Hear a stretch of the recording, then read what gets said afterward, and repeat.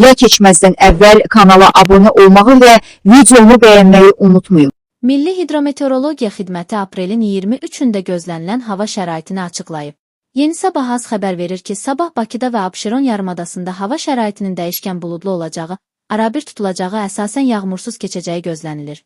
Lakin 22-dən 23-ünə keçən gecə və axşam bəzi yerlərdə qısa müddətli yağış yağacağı ehtimalı var. Şimal-şərq küləyi əsəcək. Havanın temperaturu gecə 11-15 dərəcə isti, gündüz 20-25 dərəcə isti olacaq. Atmosfer təzyiqi 761 mm civə sütunundan 758 mm civə sütununa enəcək. Nisbi rütubət gecə 70-75, gündüz 50-55 olacaq. Azərbaycanın rayonlarında hava şəraiti gündüz əsasən yağmursuz olacaq.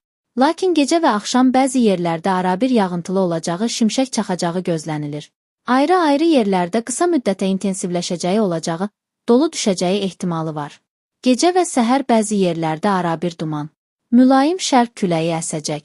Havanın temperaturu gecə 10-15 dərəcə isti, gündüz 24-29 dərəcə isti, dağlarda gecə 3-8 dərəcə isti, gündüz 15-20 dərəcə isti olacaq.